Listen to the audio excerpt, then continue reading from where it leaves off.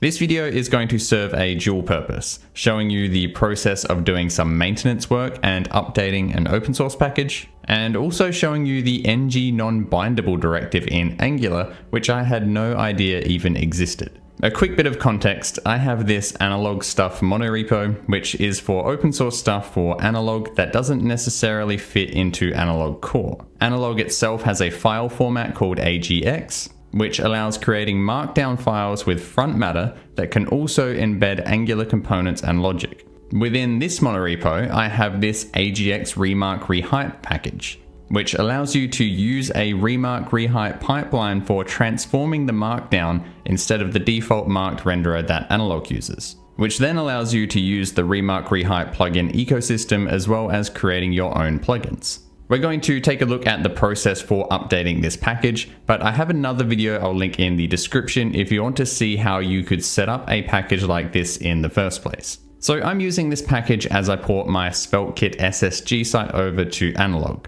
and I noticed something funky going on with code snippets in my templates. Specifically, Angular was trying to interpolate things like this name here that I have in my code snippets as if they were actually a part of the Angular template for this page. And that is because they are. All of the markdown for this page gets passed by the remark rehype pipeline and ends up inside of the template of an Angular component. After tracking down the issue, I thought, no problem. I'll just make sure I escape the braces for interpolation within the markdown content so that Angular doesn't try to actually interpolate those values. But then I found out that apparently this is still a valid Angular interpolation. So even if I do escape the values, Angular will still try to interpolate them. I thought this was going to be a huge problem that would prevent me from being able to display code snippets properly, but then I found out about the ngNonBindable directive. I asked ChatGPT suggestions for this one and honestly thought it was BSing me with non-existent directives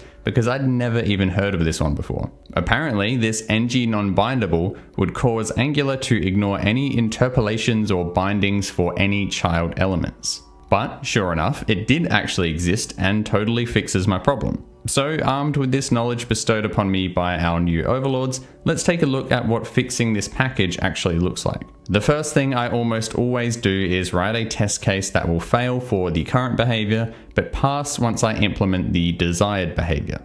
This isn't just because I'm trying to be some test-driven development purist, but it also just provides a convenient way to test your code as you are working on it. For this package, I'm using Snapshot tests. I also have a video on Snapshot tests I'll link in the description. But the basic idea is that the test expects the output to match whatever is listed in this file.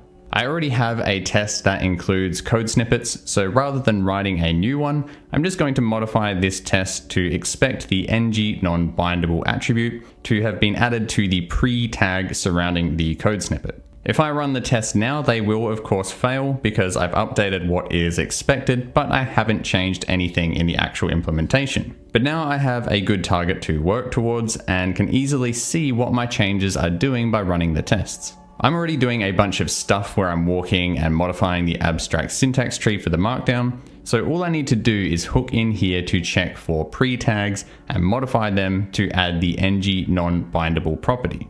Now, although this one ended up being pretty easy to fix, just to make a point about how convenient the tests are here, let's say I did this as a first attempt at fixing it, which wouldn't work.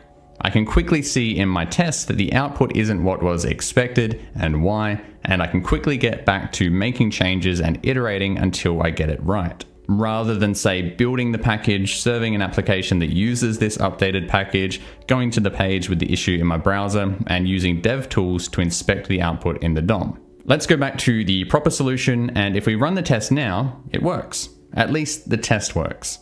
Before I go YOLO publish a new release of the package, I should probably check that it actually solves the issue I was experiencing in my other project. To do that, I am first going to build the package. Then to make things easier on myself, I'm going to navigate into where the built package is and run this command to copy the absolute path to the package. Then I can just go over to my other project and replace the package from npm with the locally built package on my own file system. Now I can just install the packages, serve the project, and it works. No more errors and the code snippets are displaying correctly. Now I just need to publish the package. To do that, I need to bump the version number, build the package again, navigate to the built output folder, run npm publish, and it's done. Now I can go back to my other project and install the updated version from npm instead of the local build on my machine. If you found this video interesting, a like or subscribe before you go would be great, and I hope you have a great day.